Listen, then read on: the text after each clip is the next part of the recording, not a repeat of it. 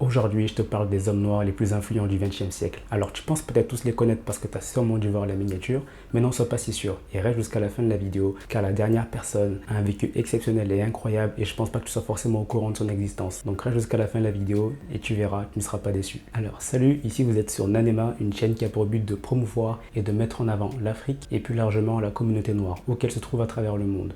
Donc si ce genre de contenu t'intéresse, tu peux t'abonner et activer la cloche et surtout reste connecté. Toutes les semaines, une nouvelle vidéo est publiée sur la chaîne. Sans plus tarder, on commence la vidéo. Alors vous le connaissez tous, le grand, le seul, l'unique Martin Luther King. Martin est la personnalité noire la plus influente des 100 dernières années. Il figure dans le classement du magazine Time des 100 plus grandes personnalités du XXe siècle. Alors faisons un peu d'histoire. Martin Luther King est l'auteur du célèbre discours I Have a Dream et la figure principale du mouvement des droits civiques qui a changé à jamais les États-Unis. Ses actions l'ont amené à être le plus jeune homme à remporter le prix Nobel de la paix, à seulement l'âge de 34 ans, prix qu'il a obtenu en 1964.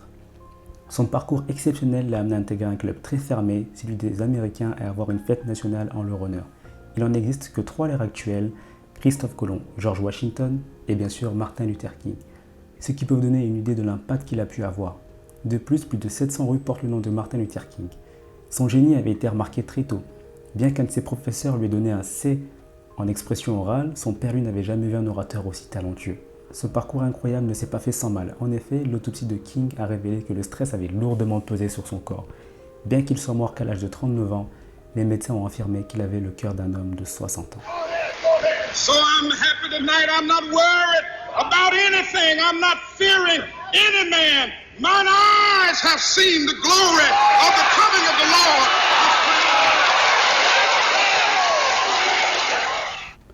On ne le présente plus, le prisonnier le plus célèbre du monde et une des personnes les plus influentes de son vivant, figure de la non-violence et de la non-vengeance, son action aura eu des répercussions dans le monde entier. Nelson Mandela. Avant de devenir le premier président noir de l'Afrique du Sud, Nelson Mandela était auparavant avocat. En effet, il fut le premier avocat noir de Johannesburg, capitale économique de l'Afrique du Sud. Faisons un peu d'histoire. Le 5 août 1962, sous l'impulsion de la CIA, Nelson Mandela est arrêté et condamné à la prison à perpétuité avec travaux forcés, pour sabotage et destruction de biens publics. D'ailleurs, le jour de son arrestation, il était déguisé en chauffeur pour éviter la CIA. À sa sortie de prison le 11 février 1990, après des années de négociations avec les autorités, il devient une figure mondialement connue pour ses discours contre la non-violence et les droits de l'homme. Il fut un fervent combattant de l'apartheid et le promoteur d'une Afrique du Sud unie et multiculturelle. Il recevra le prix Nobel de la paix en 1996. Mandela aura reçu 3 offres de libération durant son incarcération, qu'il aura tous refusées car la condition était de mettre un terme à son activisme, ce qui était impossible pour lui. D'ailleurs, Nelson Mandela est né le 18 juillet 1918. Cette vidéo sera publiée le 17 juillet. Je lui souhaite donc par avance un joyeux anniversaire. Il aurait eu aujourd'hui 104 ans, si j'ai bien compté.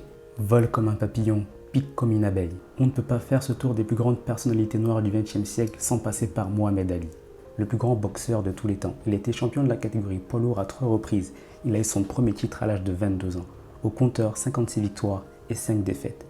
Mohamed Ali, alias Cassius X, a commencé la boxe par hasard à la suite d'une rencontre avec Joe Martin, un policier à qui il avait signalé le vol de son vélo. Voulant régler son compte au voleur, Joe Martin, entraîneur de boxe, lui proposa d'abord d'apprendre à se battre, et c'est ainsi qu'il commença la boxe. Ayant un style peu commun qui a suscité la moquerie des autres boxeurs et des journalistes, il surprendra le monde entier en mettant à terre le champion du monde très craint, Sonny Liston. Ce n'est pas seulement ses qualités de boxeur qui ont fait sa légende, mais sa personnalité atypique, ses prises de position et interventions télévisées qui ont fait sa légende. Son titre de champion du monde lui a d'ailleurs été retiré 4 ans, ainsi que sa licence de boxe à cause des propos qu'il a tenus contre la guerre du Vietnam. Il avait été condamné à 5 ans de prison en première instance, mais fera appel de ce premier jugement. L'une des raisons qui fait que j'adore Ali est qu'on partage la même peur. Je ne sais pas si vous êtes au courant, mais Ali avait la phobie des avions à cause des turbulences qui étaient survenues lors d'un vol qu'il a pris pour un combat. Après avoir vécu ces turbulences, Ali a décidé qu'il ne prendra plus jamais l'avion sans un parachute. Et oui, un parachute. Parachute qui transportait dans tous ses voyages. Je vous rassure de mon côté, je ne prends pas de parachute quand je prends l'avion. Mohamed Ali nous a quittés en 2016, laissant derrière lui une histoire extraordinaire et qui marquera à jamais toute une génération. Easy. Then about the 6th round, he whispered in my ear after I'd hit him in the side, "That all you got, George?" And never talk about who's gonna stop me. Well, ain't nobody gonna stop me. I must be the greatest. I shook up the world. I shook up the world. Personnalité fascinante et hors du commun, Marcus Garvey. Marcus Garvey est né en 1887 en Jamaïque. Grande figure du militantisme noir du XXe siècle, il fut considéré de son vivant comme un prophète par les partisans du mouvement Rastafari. Il portait d'ailleurs le surnom de Black Mose, le Moïse noir. Le combat de Marcus Garvey a en outre porté sur le panafricanisme. En effet, il prenait un retour des Afro-Américains à leur terre-mère, l'Afrique, continent auquel ils avaient été arrachés suite à l'esclavage. Très tôt, il montra ses qualités de meneur et d'orateur d'exception qui le mèneront plus tard à lutter pour la cause des Noirs. Arrivé aux États-Unis en 1916, il fonda un an plus tard l'Association universelle pour l'amélioration de la condition des Noirs, l'UNIA, qui a pour devise un Dieu, un but, une destinée. Son association ayant une influence mondiale, il tentera tout au long de sa carrière d'unifier le peuple noir, souhaitant leur rapatriement en Afrique, seul endroit au monde où les Noirs pourraient être respectés et vivre en liberté selon Marcus Garvey. D'ailleurs, fait intéressant, le père de Malcolm X était un partisan convaincu de Marcus Garvey. Si vous voulez en apprendre plus sur ce personnage, dites-le moi en commentaire et ce sera avec plaisir que je ferai une vidéo plus complète sur Marcus Garvey. La 5e personne que je vais vous présenter est devenue un modèle, un héros pour toute une génération, Thomas Sankara. Né le 21 décembre 1949, il était un panafricaniste, un révolutionnaire et le président du Burkina Faso entre 1983 et 1987. Il a mené durant sa présidence un combat pour l'émancipation et le développement économique et culturel de son pays. Quand je dis que Thomas Sankara est un modèle d'intégrité et de bonne gouvernance, ce n'est pas pour rien. Il a par exemple protesté contre l'aide étrangère en disant que « celui qui vous nourrit vous contrôle ». Il redistribua également les terres du pays aux paysans, permettant de largement augmenter la production de blé, permettant au Burkina Faso d'atteindre l'autosuffisance alimentaire. Il a également réduit son salaire et ceux des fonctionnaires dans le but de réduire leur train de vie, tout en leur demandant de porter des tuniques traditionnelles en coton burkinabé produits par des artisans du pays. Son idée était de mettre en avant les entrepreneurs locaux plutôt que les entreprises étrangères, et il avait tout à fait raison. Thomas Sankara aurait fait tellement plus de bien à l'Afrique s'il avait pu continuer son combat. En effet, il meurt assassiné en 1987 à l'âge de 37 ans lors d'un coup d'État menant aux portes du pouvoir Blaise Compaoré. Alors si vous souhaitez en apprendre plus sur la vie de Thomas Sankara, dites-le moi en commentaire et ce sera avec plaisir que je vous ferai une vidéo complète sur la vie de Thomas Sankara. Cheikh Anta Diop. Né le 29 décembre 1923 au Sénégal, Cheikh Anta Diop a servi tout au long de sa carrière la cause de l'histoire de l'Afrique.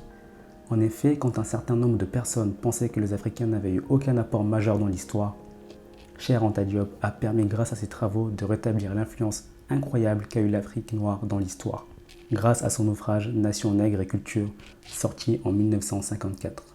Tout au long de sa jeunesse, Cheikh Anta Diop était en désaccord avec cette image qu'on faisait de l'Afrique et des Africains, comme étant des personnes n'ayant eu aucune contribution et aucun apport dans l'histoire. Il voulait redonner sa fierté à l'Afrique noire. C'est lors d'une thèse qu'il va rédiger à la Sorbonne qu'il va amener l'idée que la civilisation égyptienne était une civilisation noire. Pensée qui va énormément influencer son époque et servira de modèle à toute une génération d'historiens qui prendront le chemin de rétablir l'histoire de l'Afrique noire, suivant le mouvement de l'afrocentrisme. Malgré les nombreuses controverses et critiques liées à son œuvre, il a permis de relancer l'intérêt non seulement sur l'Égypte antique, mais aussi sur l'histoire de l'Afrique noire dans sa globalité.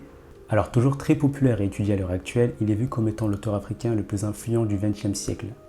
Et la dernière personne que je vais vous présenter aujourd'hui, le dernier et non des moindres, John Johnson.